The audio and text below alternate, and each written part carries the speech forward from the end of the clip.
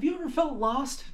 I know I have on so many occasions, and one of the big things that everybody has been asking about and looking for is, what is my purpose? What am I supposed to be doing in this whole system? What's my calling? What comes next? Now, before we jump in on this whole big issue, couple of little pieces here. First off, this is primarily something that you're going to find with God, and the system is designed in that fashion so that you can grow in relationship with God. And that's actually a really cool thing. If I could give it to you, you could skip right over that relationship piece, because all I can give you is a framework here. You have the ability to use this opportunity to grow closer to God and to grow in your faith. So that's fantastic. Second part is that this is going to relate back to the last video. Any sort of purpose or calling that we feel like we have is going to need to fall into the greater framework of, why in the heck are we all here? And the duty of mankind being to love God, love yourself, love your neighbor, and fear God. So if you want more detail on that, it's in the last video. But we'll move right along today to the individual you piece. Now, when we start looking at this whole concept, it's incredibly easy to put a time block on it. That's one of the biggest caveats to the entire equation. Is we want to know not what's our purpose tomorrow. We want to know what our purpose is for our entire life. Same thing, we tend to use calling and purpose interchangeably. I will use them somewhat in this video, back and forth. They are slightly different, and we'll go into that. But as a general framework, they kind of work the same way. So when we end up looking for those, we want to get this piece of control over our greater life. And that's not always a good thing to have or a good thing to know, because we're trying to grab for this control factor in order to fix some kind of instability we're feeling in ourselves. Now, if we can take time out of the equation, this becomes so much more easy and so much more fun. Because if we're just looking at what's our purpose for the next season, and I love season because we're not sticking any sort of relative time frame on it. It's a regularly used phrase in the church, just kind of meaning a period of time where I'm doing a thing. So for the next season, what is my purpose is such a cool question to ask, because as we continue to grow and we continue to change as people, our individual purpose, that thing that only we can do while we're here, that's going to change because we're gaining new skills, new abilities. Life situations have provided us opportunities. Obviously, you aren't the same person you were 10 years ago. I think we can all say that. So because we're not the same, our individual purpose can change a bit. Same thing with calling. Depending on the opportunity and where we're at in life, God may call us to do different things. It may not be one overarching grand theme, though it certainly can be. A lot of times, though, these things are going to be like, hey, here's what's next. And we're designed to be that way because we grow and we change. And that's actually a sign that you're doing fantastic in life if you don't have a huge overarching purpose. But like I said, this is person to person, and it's about your relationship with God, so it may look different in your case. But as a generalization, I want to take time out of this entire equation. Now, when we start looking at the difference between purpose and calling, and yes, they can be one and the same. Oftentimes they are. But when we're looking at purpose, we usually mean that to say, what is the thing that I'm here for? What am I supposed to do, and why does it matter that I was born? Why does it matter that I'm in this place in this moment? And that can be really general. It's not necessarily something God's going to tell us directly, but based on the course of our life up to this point, our relationship with Him, it sort of naturally occurs. So this is that whole mentality of, I'm in a dead-end job and it's draining me. I feel this drain. Where's that coming from? And a lot of times I'm not growing in any relationship with other people. I'm not contributing to any part of the system that I'm in. Everything I'm doing feels like somebody else could do this. It doesn't excite me. It doesn't fall into anything that I want to do. And frankly, that is something that's outside of just your natural progression that you've got to up into this point. Now, that's something that's honestly quite easy to see and exit simply without taking into all of the other things that might be required for you to step into what you really want to be doing. It's easy to see, this is not what I want, so I'm going to walk down a path to get what I want, to get something that makes me feel like I can contribute to the system. And if you don't have any idea what that looks like, it's good to do that kind of soul searching of, where do I feel like I could make the greatest impact in the world? And if you're questioning your values and your value as a person, I'm so excited to discuss that. The next book I have coming out is going to be talking significantly about that point, because you have intrinsic worth, you have value. God actually gave it to you. You can't say there's no system that I can add value in. There's no system that I belong to, because God actually designed you to be valuable. And that is the most mind-blowing concept I have had in months, and I love it. But in getting back to our point, it's good to go through and start searching for what I can add to the system. And a lot of times that may end up being, I have the natural desire to do something, but I'm not currently capable of it. Well, part of your natural purpose might be education or something of that nature, where you're not actually doing it, but you're learning the skills in order to accomplish what you're looking for. And that's just part of the process, which is fantastic. Now, when we move over to calling, now we're talking about God directly telling you to do something, or directly moving you in a specific direction. And like I said, these two things often kind of commingle, because one is just the natural path that you've taken, and with God's guidance, that included him as well. This is a little more aggressive. And the more aggressive it gets, the greatest proverb, I would call it, since it is a generalization, not necessarily true in every case, but the greatest proverb on the calling is, the more aggressive and intense God has to be, if he has to come through and kick down my door and tell me to go somewhere and do something, the likelihood I'm going to be met with equal opposition is pretty darn high. Because he wants me to have this moment when I'm questioning whether or not this is what I was supposed to be doing, whether or not I was really called to this. Having that moment I can go back to and go, no, God, I watched him kick down the door.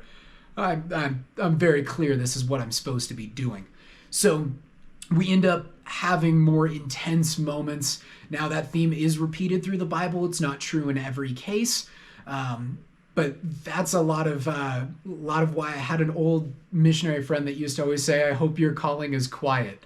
It was his personal joke to say, I hope you don't go out on this trip and get some sort of malaria or something like that and have to wrestle with all of these things. I just want you to have a peaceful time.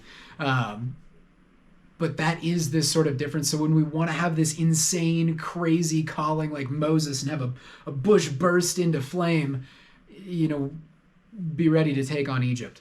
So when we look at those, that gives us a little bit of a framework. We've got the natural side that just is generally progressing. We've got God stepping in and pushing us in a direction. Both of those are going to lead to this place of, this is what I'm supposed to be doing. And sometimes we get a little lost on the way, but it's very easy to continue in this bigger picture as long as we're not putting that timestamp on it of, I need to start fulfilling my purpose today, or I need to be in XYZ at this point, or this needs to cover my entire life. You know what? Maybe your purpose is going to school, and you go and work on this natural thought that you have, and then meet a wonderful professor that teaches you all kinds of crazy things about a subject you never even imagined. And just like that, you're on a whole new track. And there's nothing wrong with that. You don't need to keep going back to, oh, well, I started this thing, I best finish it. The natural progression of your life has led you to something better. It's good to take that. That's acknowledging your growth and accepting yourself. So, and of course, let's put a little caveat on that. That doesn't mean that if something is unpleasant, we shouldn't do it. A lot of times things will be unpleasant that we need to work through in order to get to our goal, in order to accomplish our purpose. Part of the reason it feels like it's worth so much is the cost that it took to get there.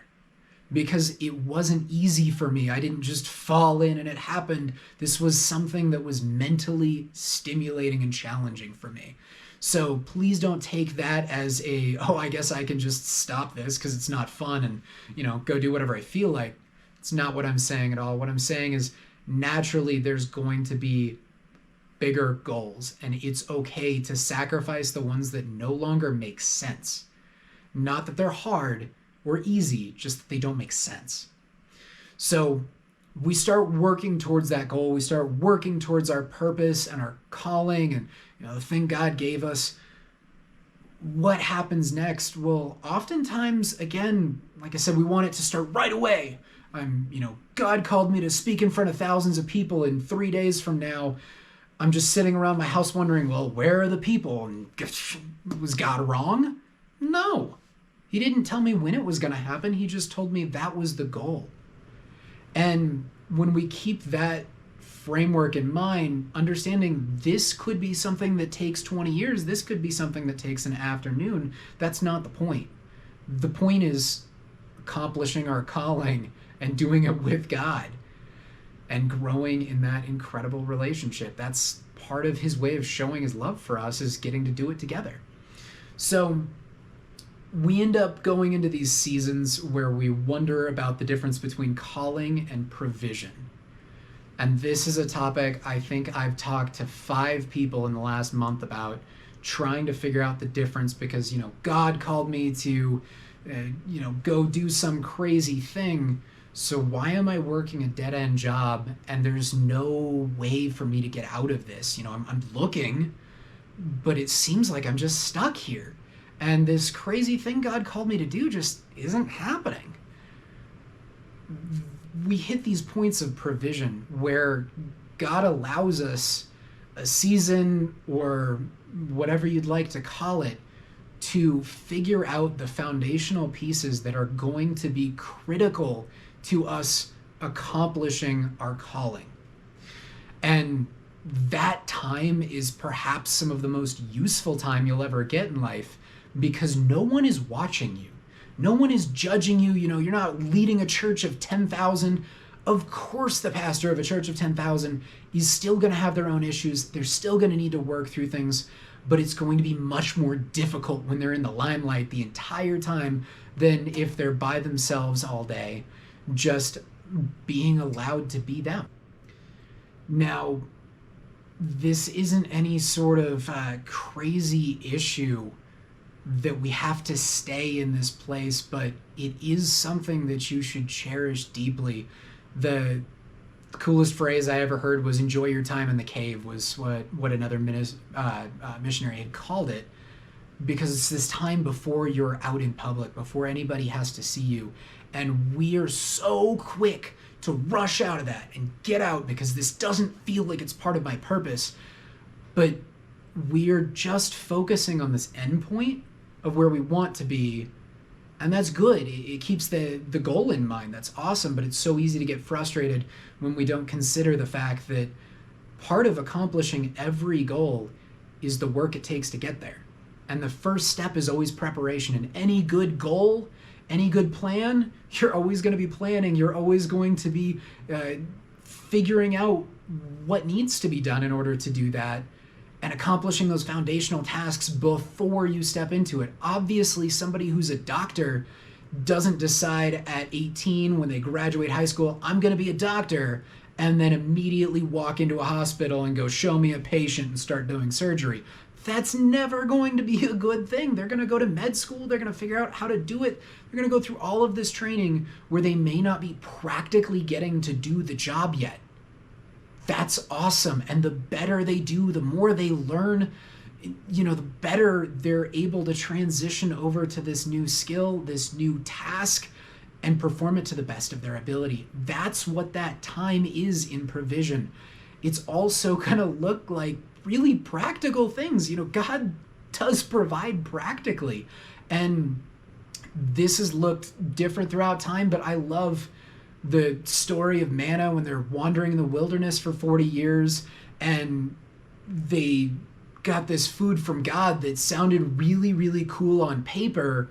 But I don't know if you've ever eaten the same thing for breakfast, lunch, and dinner 15 days in a row. I regularly make these huge pots of soup, and by the end of them, I am wildly over the taste for a long time. They had this same frustration with going, God, this is not, it's not good enough. I'm bored. I'm frustrated. This isn't stimulating. It's the same thing over and over again. And God went, yeah, that's not the point of why we're here.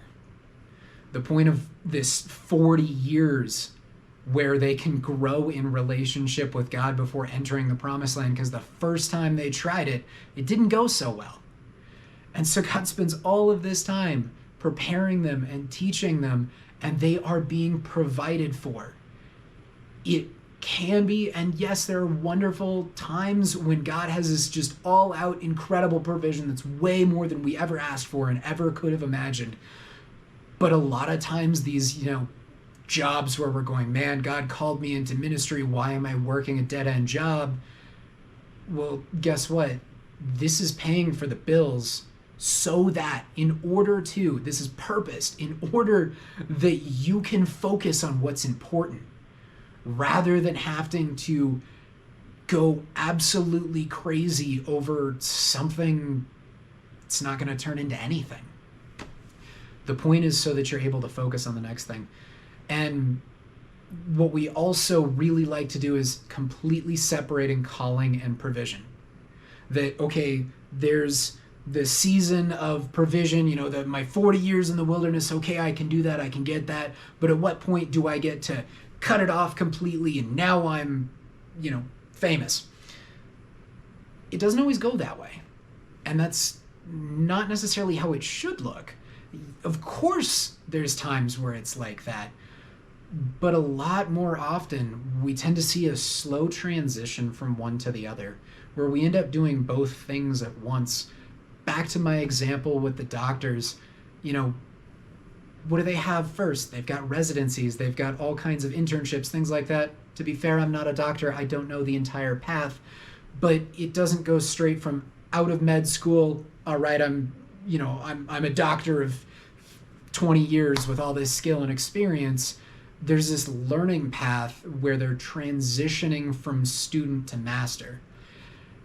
And oftentimes that's what that calling and provision ends up looking like, is we start operating inside of our calling, inside of this greater purpose that we feel like we're supposed to fulfill, while still working in, or while still accomplishing our basic provision, so that we don't have this incredible pain when we move from one thing to the other. Because it's hard enough, to be fair, especially if God's given you something just absolutely crazy in your heart to go and do.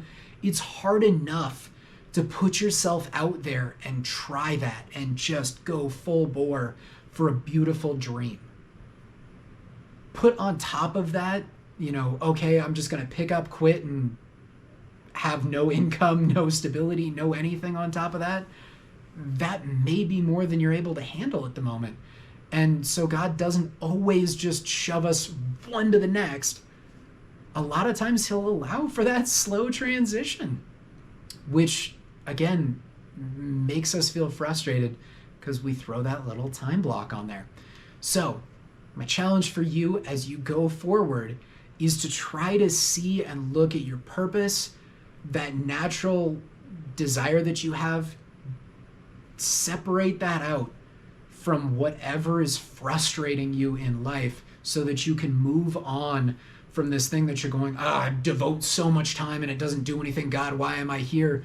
Well, where are you going? If you want to get out of it, where are you going? Spend some time finding that purpose and don't accept anything less, because you are valuable and you're born amazing. You deserve to follow after what you were made for. So spend that time with God, figuring out, hey, what is my natural purpose, my natural giftings, my natural ability, the things that I have grown. And from there, you can also ask God, hey, is there something you want me to do? Is there something, can I pitch in more? What can I do? Ask God for a calling. He doesn't necessarily need to spontaneously burst a bush into flame in order to talk to you. Of course he can do that, and yes, he does. But it's just fine to ask. So we can ask for that, and you start building that up, and then start enjoying your time in the cave. Enjoy the time that you have while you're working through these small things to build a foundation for what's coming. And make sure we take that time element out of there. I can't stress it enough. I think I've said it way too many times in this video, but I can't stress enough. This is about relationship between you and God. This is not about controlling your life. If it's about controlling your life, you are never going to get the answer you want. It's not going to happen, because that's going to pull you away from God. What we want to be doing is relinquishing that control to God and then managing the circumstance that comes up in the best possible way in order to achieve a beautiful and enjoyable life. So I hope you guys have enjoyed this. If you have, please go ahead and like and follow for more content, and check out my latest book, Abide, available on Amazon.